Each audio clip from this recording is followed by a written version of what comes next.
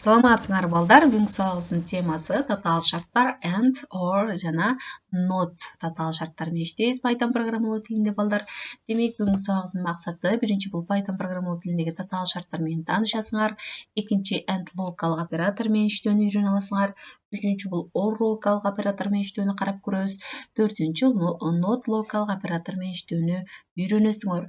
Анда балдар бүгүнкү сабактын планы биринчи бул and локалык оператору же болбосо локал көбөйтүү балдар, экинчи or локалык оператору локалык кошуу, үчүнчү бул not локалык оператору же болбосо локалык таануу же болбосо жокко чыгаруу балдар. Төртүнчү сабакты бышыктап жыйынтыктайбыз. Анда балдар, демек биринчи планга киришүүдөн мурда, and локалык операторуна киришүүдөн мурда балдар, биз мурдагы өтүлгөн темаларды эске салалы балдар. Биз мурдагы сабакта балдар циклдык операторлор жана шарттуу операторлорду карап көргөнбүз. Демек балдар, силер да бул темаларды сөзсүз түрдө кайталагыла, себеби бул темалар баары да бири-бирине чынжыр сыяктуу уланып кетүүчү жана бири-бирин улай кетүүчү темалар болуп эсептелинет. Эми демек биз мурдагы сабакта циклдык операторлорду өткөнбүз. Циклдык операторлор бул кандайдыр бир мисалы, кандайдыр бир иш аракетти кайталоо керек болгон учурда демек циклдык операторлорду колдонобуз дегенбиз. Булар while оператору жана for оператору. Андан сырткары шарттуу операторлорду караганбыз. Кандайдыр бир шарт берүү керек болгон болсо, ошол маселени чечүүдө демек бунда if, else, elif деген бул жерде командалар колдонулат. Эми силер да сөзсүз түрдө кайталаганды унутпагыла. Эми балдар, бул темага киришүүдөн мурда дагы мен бир нерсени эске салгым келип атат балдар. Биз мурда локал алгебрасы деген тема өткөнбүз балдар. Ошол локал алгебрасы деген темада биз локалык амалдарга токтолгонбуз жана ошондой эле локалык айтымдар деген түшүнүктөрдү үйрөнгөнбүз. Жана локалык амалдарды ал жерде биз локал көбөйтүү бул конъюнкция, локалык кошуу бул дизъюнкция жана ошондой эле локалык таануу же болбосо жокко чыгаруу инверсия амалдарын караганбыз балдар. Демек ошолдо өтүлгөн темалар бүгүн бул ошол программалоо тилинде бүгүн ошону дагы кошуп өтөбүз балдар, себеби бул ошол өтүлгөн темадагы ошол локал алгебрасы деген же болбосо локал амалдар деген темалардагы түшүнүктөр бүгүн дагы колдонулат балдар. Ошондуктан ал темага да бир көз жүгүрткөндү унутпагыла. Демек программалоодо шартты туура кое билүү балдар аябай маанилүү. Шартты туура кое билүү. Көпчүлүк учурда шарттар татаал болот, бир канча шарт берилиши мүмкүн балдар. Демек бул шарттар эмне? Бул жана эмес локалык операторлор же болбосо локалык байламталар деп өткөнбүз. Биз бир канча локалык айтымдар болсо, алар татаал айтымдарды бул локалык байламталар аркылуу байланыштырып жазылат деп биз ошол локал алгебрасы деген темада өткөнбүз балдар муну. Эсиңерде болсо, жана ошол жана же болбосо эмес локалык операторлору же болбосо байламталар менен бириккен бир нече курама шарттардан турат. Эми Python тилинде алар and, or, not деген англис сөздөрү менен жазылат балдар. Демек биринчи бул and локалык операторуна токтолуу же болбосо локалык көбөйтүү. Эми балдар, эсиңерге салгыла, бул локалык көбөйтүү амалы деген бул эмне эле? Же болбосо конъюнкция амалы. Конъюнкция амалы бул качан гана ошол айтымдарды өткөнүбүздө, качан гана бардык ошол татаал айтымдар ошол жана байламтасы менен байланышкан айтымдардын баары чын болгон учурда гана жыйынтык чын болот. Калган бардык учурда жыйынтык жалган болот деген түшүнүктү үйрөнгөнбүз. Демек бүгүн and локал оператору, демек локал көбөйтүү бул түнтмада and байламтасы менен бириккен курама шарттардын баары тең true маанисине барар болсо, анда татаал шарт true маанисин кайтарат дейт. Көрдүңөрбү балдар? Демек ошол бир топ шарт берилсе, бир канча шарт берилсе, ошол шарттардын баары, ошол and байламтасы менен байланышкан шарттардын баары тең чын болгон учурда гана дейт, ошол татаал шарттын дагы жыйынтыгы эмне болот дейт? Чын болот дейт балдар. Көрдүңөрбү? Бул конъюнкция амалынын эрежеси бул жерде дагы. Эгер эки түнтманын бирөөсү эле жалган болсо, анда ошо татаал шарттын эмнеси жыйынтыгы жалган болот балдар. Түшүндүңөрбү? Мисалы 5 шарт берилсе, 5 шарттын бирөөсү жалган болуп, калгандары чын болгон учурда дагы жалпы ошол татаал шарттын жыйынтыгы жалган болот балдар. Түшүндүкпү? Эми карагыла, мисалы бул жерде бир шарт берилди. Эми карагыла, биз сразу программаны ачып алалы. Бул idle'ды ишке киргизип алалы балдар. Программада да сразу карап өтөлү. Демек, файл, new file түзүп алабыз балдар. Демек, бул жерге жылдырып алалы. Демек, эмне дейт? X-ка ыйгар канчаны ыйгарабыз? 5ти дейт. X-ка ыйгарабыз 5ти жана шарт беребиз дейт. If X ошол X-ыбыз эмне болсо дейт? Кичине болсо, кая тургула? Ой, кой тургула балдар? X-ыбыз кичине болсо 10дон жана X-ыбыз бул белги эмнени түшүндүрөт эле балдар? Ошол X ыйгарылган маанини 3кө бөлгөндө дейт. 3кө бөлгөндө калдыгы эмне болуш керек деп атат? Калдыгы барабар болуш керек 0го дейт. Бул калдык бөлүгүнү түшүндүрөт балдар. Түшүндүк, биз мурда өткөнбүз бул амалды, операцияны. Бул калдык бөлүгүнү. Ушул X'ты демек 3кө бөлгөндө калдыгы 0го барабар болсо деп атат. Ушундай шарт берип атат балдар. Көрдүңөрбү? Демек балдар, биз кой тургула, бул жерде пробел берип кетейин. 3 жана ошондой эле барабар 0. Жана бул жерде сөздөрдө кош чекит коюуну унутпайбыз балдар. Анда демек кийинки катарга өткөндө демек бул программанын денеси башталды, толку бою башталды. Демек бул бир тап жылды балдар. Print каша ичинде, демек бул жерде эмне алабыз? Бул бир тырмакчанын ичиге, мисалы биз чын деп жазалы, true эмес, чын деп жазалы балдар. Мисалы чын деп жаздык, Жана ошондой эле андай болбогон учурда демек else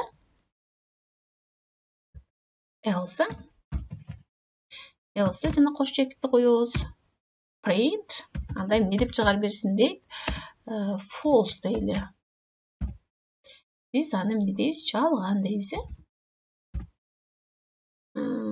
жалган деп чыгарсын. Көрдүңөрбү? Эми демек биз runга кирип туруп run модулду бассак болот, же болбосо F5ти басабыз балдар. Сактоо керек болот балдар, муну сактап алышыбыз керек. Бул жерде бизде Python деген папкабыз бар, ошол жерге сактайлы, 4 деп сактап коелу. Көрдүңөрбү? Жыйынтыгы жалган деп чыкты. Эмне үчүн жалган деп чыкты балдар? Себеби карагыла, биринчи берилген шарт аткарылды. Ошол бизге X-ка ыйгарган маанибиз бул 5, X-ка ыйгарган маанибиз 5 деген 10дон кичине экендиги аткарылды. Мындан кичине ал туура. Бирок жана деп атат. X'ты, демек ошо X'ка берилген маанини 3кө бөлгөндө калдык деген түшүнөт, калдыгы 0го барабар болуш керек. Биз 5ке 3кө бөлгөнүбүздө калдыгы 0го барабар болбой калат, Демек бул шарт туура эмес болду. Бир шарт туура болду, бир шарт туура эмес болду. Демек мунун жыйынтыгы дагы эмнени берет? Туура эмес болот. Эми карагыла балдар, ошону эле мисалы X'ка ыйгарсак канчаны? 9ду ыйгардык балдар. 9га ыйгарганда эми жыйынтык кандай чыгат? Карап көргүлө балдар. F5ти басабыз. F5ти басканда көрдүңөрбү? Чын деп чыкты. Эмне үчүн? Демек бул 9 10дон кичине, бул биринчи шарт аткарылды. Жана ошондой эле бул жерде эмне деп атат? 3кө бөлгөндө калдыгы 0го барабар болуш керек деп атат. Демек мында калдыгы 0го барабар болду. Бул экөөдөн чың болгон үчүн жыйынтыгы дагы чың болду, көбөйтүүсү. Түшүндүк, балдар? Азаматсыңар. Анда балдар, эми бул жерде ошонун эмнеси түшүндүрмөсү берилди балдар. Эми бирок мындагы экинчи салыштыруу дейт. X кичине 0 бул туура, бул интерпретатор деген биз мурдагы сабактарда өткөнбүз. Биз ошол программадагы берилген шарттарды эмне кылып текшерип, ошол программаны аткарат балдар. Демек бул тарабынан аткарылмак эмес деп атат. Аны аткаруунун кажети жок дейт. Демек, көрдүңөрбү, бул жерде эгерде биринчи эле шарт жалган болуп, экинчи шарттар туура болгон учурда дагы дейт, мында дейт интерпретатор дейт, эгерде биринчиси жалган болсо, демек бул автоматтык түрдө эмне жыйынтыгын жалган деп чыгарат. Себеби бул жок эле дегенде беребиз эле мааниси жалган болуп туруп, калгандары чын болгон учурда дагы анын көбөйтүндүсү бул жалганды берерин түшүндүрүп атат. Түшүндүк, балдар? Эми экинчи or локалдык операторуна келели. Локал көйтүүнү түшүндүк, эми локал кошууга келели. Эгерде локал кошуу деген амалды эстейли балдар, эми бул дизъюнкция амалын эстейли балдар. Мында балдар качан гана берилген ошол айтымдарда болчу, татаал айтымда мисалы, ошол айтымдардын экөө тең жалган болгон учурда гана суммасы дагы эмне болот деген жалган болот деген эреже бар болчу. Демек, бул дагы ушул локал кошуу амалы дагы же болбосо or локал оператор, Мында демек бирөөсү чын болуп, бирөөсү калп болгон учурда дагы эмнени берет? Чынды берет балдар мында. Түшүнүктүүбү? Демек, эгерде жок дегенде бир туюнтма деп атат, бул жерде дагы true майсине болсо, анда true майсин кайтарат.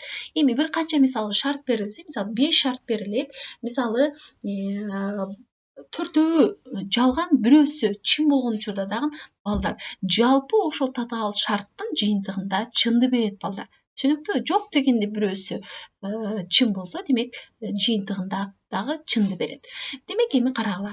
Ушул эле программаны мисалы карап көрөлү эми. Балдар карагыла. Ушул эле мисалды жанакы эле мисалга коелу. Болгону бул жерде эмне кылабыз? Балдар, бул x'ти чоң деп алалы балдар.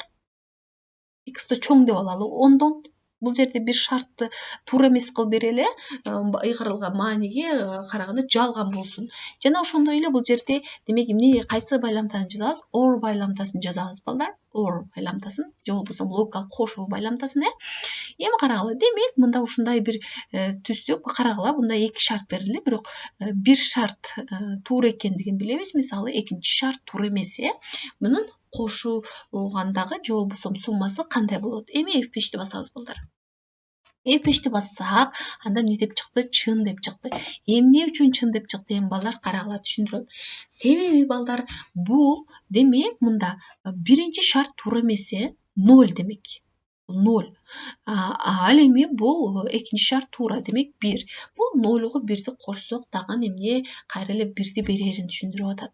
Жок дегенде бир шарт туура болсо, калган канча, мисалы канча шартты, мисалы 6 шартты калган туура эмес шартты кошконубузда да жыйынтыгы туура шарт болуп чыгаарыны түшүнсөк болот бул жерден. Түшүндүк, балдар бул? Эми демек мында бул жерде жооп чын болот, анткени шарттын биринчи бөлүгүн алайык. Берилген 5 саны 3кө калдыксыз бөлүнбөсө дагы дейт 10 санынан кичине дейт. Бирок биздин программабызда бир аз башкача болду, бул 9 саны 10 санынан чоң болбогон учурда дагы, бирок ал 3кө эмне болот? Так калдыксыз же болбосо калдыгы 0го барабар болуп бөлүнөт балдар. Ошон үчүн чын деген маанини берди. Түшүндүк, эми кийинкисине келели. Not локалдык оператору же болбосо локалдык тануу. Эми локалдык тануу бул инверсия амалына келели, эстейли. Инверсия амалы балдар бул карагыла. Чынды калпка, калпты чынга айландыруучу амал болчу, Демек, мында дагы ошол not унардык оператору чындыкты жалганга кайтарат, ал эми жалганды чындыкка кайтарат балдар. Унардык дегенибиздин себеби балдар, анткени ал and жана or операторлорундай болуп, анын оң жагында же сол жагында турган туюнтмаларга эмес, андан кийин турган бир эле туюнтмага эмне болот? Колдонулат балдар. Ошон үчүн унардык деп айтылат. Эми карагыла, бул жерде 2 вариант берилди. Мисалы, бул жерде x-ка ыйгарды 8ди ыйгарды, жана ошондой эле print not x кичине 15тен. Мында жыйынтыгы эмне болуп чыгып атат? False болуп чыгып атат. Карагыла, ошону эле мисалы программада жазалы балдар. Ону 8ди ыйгардык, 8ди ыйгардык жана print бул жерге эмне дейт? Not x кичине 15тен. Карагыла. Эми карагыла, x-ка 8ди ыйгарды дейт, бирок дейт, x дейт 15тен кичине эмес деп атат. Not деген эмес дегенди түшүнүрүт кыргызча. Демек, мында эмне чыгышы мүмкүн? Карагыла, F5ти басалы, мисалы, эмне чыгат? False чыгат. Эмне үчүн? Себеби мында айтып атат, 15тен кичине эмес деп атат. Эми карагыла, ушул эле маанини мисалы өзгөртөлү, мисалы 18 дейли. 18 дейли. Жана F5ти басалы балдар. Мисалы, F5ти басабыз, бул жерде true деп чыкты. Эмне үчүн? Себеби балдар бул жерде 18 15-тен кичине эмес деп берип атабыз шартта. Демек бул туура балдар. Көрдүңөрбү? Демек, эгерде могул жерде 8 деп калтырып, болгону могул белгини өзгөртсөк балдар, чоң деп 15-тен чоң эмес деп берип атабыз. Демек, F5-ти бассак балдар, анда жыйынтык true деп чыгат. Себеби мында эмне деп атат? Ошол ыйгарылган маани, x-ка ыйгарылган маани 15-тен чоң эмес деп атат. Түшүндүк балдар? Азаматсыңар. Демек, бул логикалык тануу амалы же болбосо логикалык жокко чыгаруу амалы балдар. Эми карагыла, эгерде бир туйнтмада бир эле убакытта бир нече же бардыгы логикалык операторлор колдонулса балдар, анда аткаруу тартиби төмөнгөдөй болот. Биринчиси демек катыш демек катыштагы эмнелер кирет? Бул чоң, кичине, чоң же барабар, кичине же барабар, же болбосо барабар жана бул барабар эмес операциясы.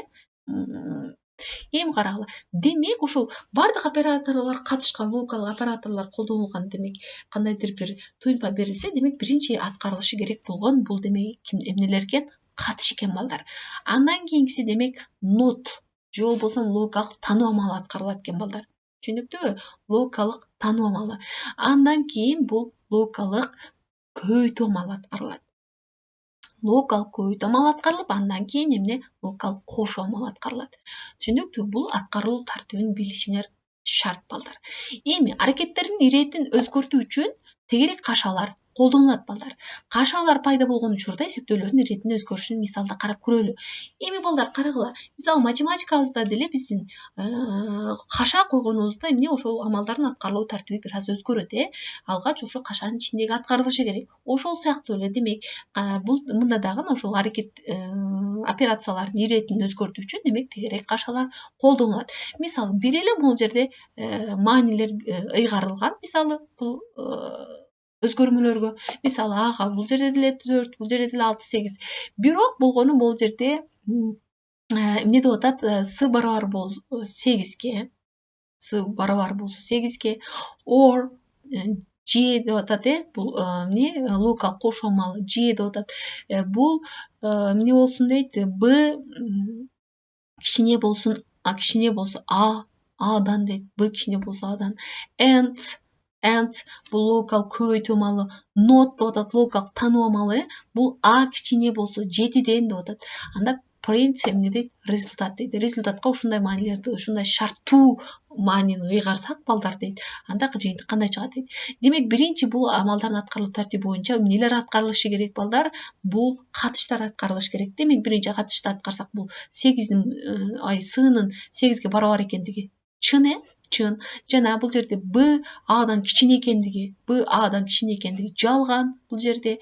Жана ошондой эле бул жерде А 7ден кичине деп атат. Демек, Абыз 7ден кичине. Бул чын, чын.